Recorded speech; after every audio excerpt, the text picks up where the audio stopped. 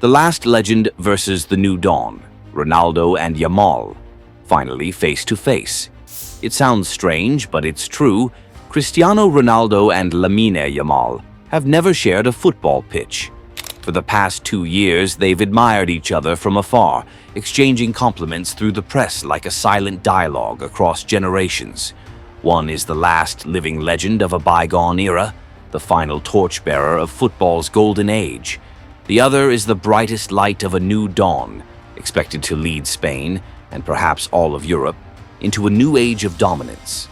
There is a clear boundary between them: age, status, time, and yet there's also an unmistakable mutual respect. Ronaldo once called Yamal immensely talented and destined for greatness. Yamal, in turn, has never hidden his admiration. He's not just a fan, he's a student. He celebrated goals in CR7's iconic style, from the outstretched arms against Real Madrid to the classic sit-on-the-ad boards pose, reminiscent of Ronaldo's 2017 Champions League semi-final.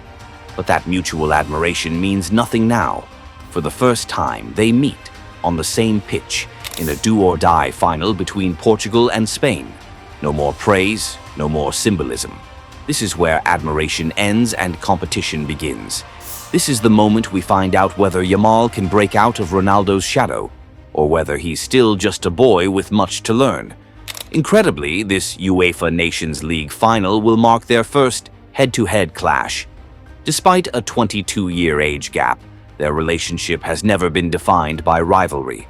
Instead, it's been something far more poetic, a strange blend of reverence, inspiration, and the weight of passing time. This final isn't just a test of skill, but a symbolic handover between a fading icon and a rising prodigy. Ever since Yamal burst onto the scene, comparisons to Ronaldo were inevitable. But rather than avoid them, both embraced the link. "I learned from the greats," Yamal told Marca in 2024. "Ronaldo's professionalism, his hunger, his fighting spirit, that's what my generation has to live up to." Ronaldo, for his part, told Portuguese television after Euro 2024 that Yamal was a rare gem football must protect and guide. Their connection extended beyond words. Yamal's goal celebrations, his nods to Ronaldo's legacy, felt less like imitation and more like a salute, a hint of swagger, a subtle message. It's my turn now. But now this isn't about gestures or legacy. It's about the game, about standing on the same turf, staring each other down, and letting football, the sport both of them love with near religious devotion, speak. This is the Nations League Final, a battleground where youth meets experience, where legends are tested and futures forged. If there's one thing both Portugal and Spain share, it's their extraordinary midfields. Not France, not England, not Germany. Only the Iberian giants possess such a balance of depth, talent, and tactical discipline. Portugal's trio of Vitinha, João Neves, and Bruno Fernandes is as complete as it gets. Clever, explosive, capable of both dictating tempo and breaking structure. On the other side, Spain boasts a seamless harmony. Pedri, Mikel Merino, Zubimendi, and even Dani Olmo, all capable of reading the rhythm of a match and exploiting the smallest gaps. While other European heavyweights still search for cohesion, Spain and Portugal have already mastered control. They don't just react to the game, they shape it. Spain's midfield is orchestrated with surgical precision. Zubimendi is the metronome, controlling the flow. Merino is the engine, tenacious, tireless, and dangerous. And Pedri is the artist, the creative bridge between structure and freedom. In their 5-4 semi-final thriller against France, this trio wasn't just resilient, they were dominant. Merino scored and led the match in tackles and duels won. Pedri, with over 90 passes and a goal, showed why he's one of the smartest young playmakers in Europe. Portugal, though, is no less formidable. Vitinha and Neves, fresh off their Champions League triumph at Allianz Arena, are a dream pairing.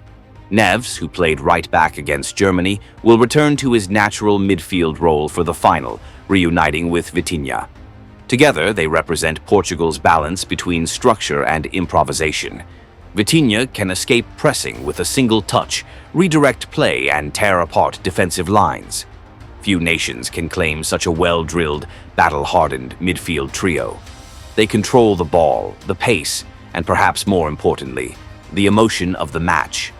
This final is more than just a Nations League clash.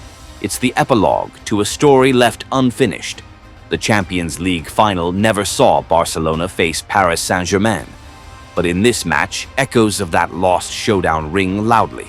Spain had to defeat France, a team led by Mbappé, Dembélé, and Lucas Hernandez, PSG's key men. Now they must face Portugal, a squad peppered with PSG's other stars, Nuno Mendes, Vitinha, Gonzalo Ramos. It's as if Spain's golden generation, Yamal, Pedri, Gavi, are on a mission to avenge a Champions League script in which Barca was abruptly written out. This final, played in Munich's Allianz Arena just a week after PSG dismantled Inter 5-0, feels like a continuation of that missing act. A personal duel between the rising stars of Barcelona and the champions of Paris. For Spain, this is more than a title. It's a test of their readiness. Can these young players carry their country the way they dream of carrying Barca? Can they take down the PSG core when it wears the Portuguese crest? Perhaps the most intriguing figure is Fabian Ruiz, a PSG player wearing Spain's colors. If Spain wins, Ruiz will be the only man to lift both the Champions League and Nations League trophies this season against many of his own club teammates. If that happens, he'll rise to a unique height, unmatched even in PSG's glittering locker room. Of course, all eyes will be on Ronaldo and Yamal. But finals are rarely decided by the most obvious stars. Mikel Merino was immense in the semi-final, scoring, leading all players in tackles, and winning more duels than anyone else. Dani Olmo may have started on the bench, but few can impact a game in seconds the way he does. And then there's Isco. He hasn't played a minute yet, but after a stunning Renaissance season with Real Betis and 19 Man of the Match awards in La Liga, he's more than ready for a final twist in his journey of resurrection. For Portugal, Nuno Mendes is a difference maker.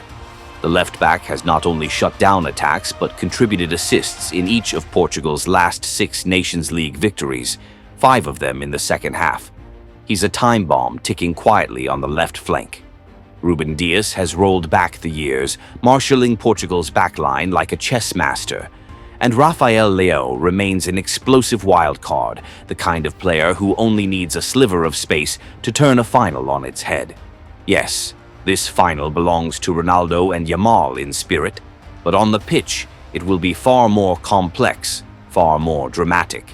This is not just a clash between 2 stars or even 2 generations. This is Portugal versus Spain, Paris versus Barcelona, yesterday versus tomorrow. And somewhere in the middle, as the sun sets on one icon and rises on another, history will choose who gets to write the next chapter.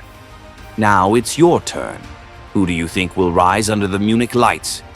Will Ronaldo have one final masterpiece left in him, or is it time for Yamal and Spain's golden generation to take the crown? Drop your predictions in the comments. Portugal or Spain?